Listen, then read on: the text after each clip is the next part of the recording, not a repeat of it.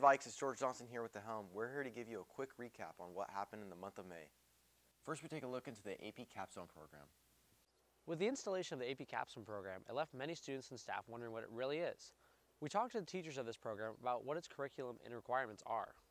So tell me about AP Capstone, the class. So Capstone is a program. You have seminar and research are the classes. So I have only taught seminars, so that's my expertise right now. So this year we had 50 students in AP Seminar. There were 2 sections. Mr. Cockle taught one, I taught the other. It's sophomores and juniors primarily, but we did have 1 senior. The students basically do a lot of research. They do a lot of analysis. They do a lot of writing. They do group work, and they do presentations. So it really mimics a good college classroom, and by that I mean probably something you would see in a master's class. So again, we've only taught it for 1 year, so it's a little bit of an anomaly at this point. But the students that we had this year seemed to be highly motivated. They all were driven to do well in school. They all at least had some passion for reading and writing. They liked discussion, and they were students that came at various levels when it came to presentations. Some of the students at the beginning of the year really struggled with the presenting, but that's normal. It's a classroom. They're supposed to be learning. Eventually, by the end of the year, all of our students were quite polished presenters, and I would say they all write at a college level, which is pretty cool. You know, it's a challenging class. I hear lots of talk about research from students and teachers and people in the hall. People need to remember the speed of AP research is really fast, or AP seminar is really fast. Basically, Mr. Cockle and I have from September to the end of December to teach you about. It really covers trying to come up with like gaps in research. So if you're talking about how do students perform in this type of school versus this type of school, right? So you ask that question, and then it guides your research into trying to figure out, well, what's the answer to that question, and you're trying to fill in the gaps. So we teach students to search for those gaps. They learn how to kind of analyze and evaluate perspectives and arguments and how people come to conclusions, and also collaboration through projects, and then also presenting that out. So they have to write papers, they have to do multimedia presentations, both individually and as a group. That's essentially what AP Seminar is about. Real world problems that are happening now, not things that have happened really in the past. It's what's happening right now and how are we trying to solve problems in the world now. Oh, AP research is a whole new ballgame, essentially. They take what they've learned here and now are applying it to conducting their own research. So they pose some sort of question, kind of the same idea, but now they're conducting experiments. So maybe it's a sociological thing that they want to study, and so they'll come up with a methodology of compiling research and doing experiments.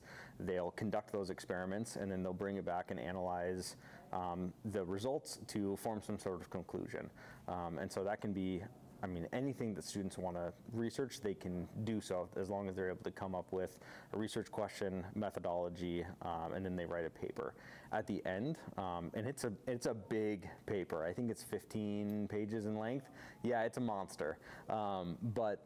But it's really beneficial for the students and for what comes from that research.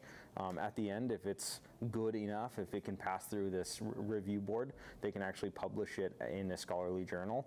And so they would be something that others would be able to look up for research. Next up, we have an inside look into the PHS Car Show. Puyallup High School Motorsports Club hosted their 9th annual car show. Here are a few of those cars.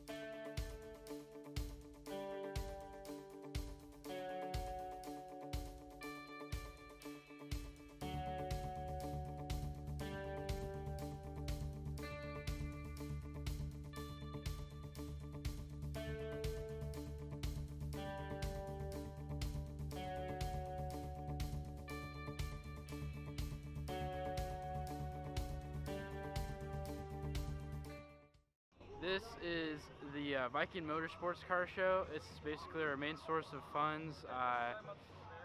Yeah, we just pretty much invite whatever you pay. We put it in. I mean, It's a great place. We got food, we got music, plenty of people to talk to and everything.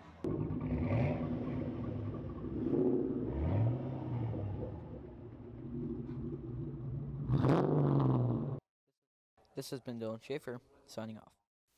May is also Mental Health Awareness Month. Our very own Jasmine Smith covered this topic. I do see a lot of students that have a lot of stress because of their workload, things that are happening in their family, maybe some other personal challenges. Can create a lot of stress. Stress can cause also, as we know, trouble with sleeping, which in turn can start just a whole vicious cycle of things feeling like you're maybe overwhelmed and can't get ahead. So I think for students, it's really important to know that that is pretty normal and it's okay. Asking for help and developing some coping strategies is, I think, really important. School kind of relates to mental health because a lot of people I know, like their classes and everything, they kind of like put a lot of pressure on the students under like their life because it impacts a lot, like whether you do good or you're doing horrible, because a lot of people I know are doing bad, so it really messes them up and raises their stress levels kind of, for me kind of too.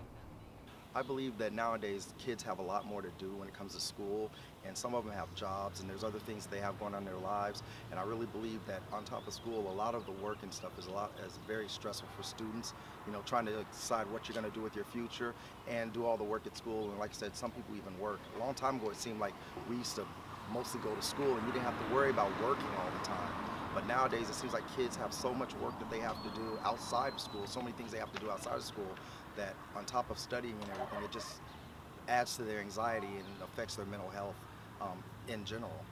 As it gets closer to summer, students start to slack on their homework. Here are some ways you can finish out the school year strong. So what I would tell students is to definitely try to maintain your focus and keep going. There's not much time left in the year, and I know it's hard with the sun shining, and we all want to be outside, believe me, even teachers want to be outside, but keep your eye on what your goal is. Keep focused on your plan to maintain those good grades, to be at school every day, and especially for seniors, if your goal is for college for next year, that you want to keep those grades up, make sure you're getting your assignments turned in on time, and just keep focused on what your goal is for the future. So my advice for students to stay on track is, obviously it's a little different for me because I'm actually doing running outside college level classes, so it's a little different. But what I find the most helpful is to just get my work done as soon as I can, like right when I get home or like just when I have free time, because then I realize like how much time I have left in the day, because I always make excuses for myself. I'm like, I don't have enough time to get my work done when I really do. So like, as soon as I get out of the way, I realize that I have like 5 hours left in the day. This has been George Johnson on the helm. Thanks for joining me, and go Vikes.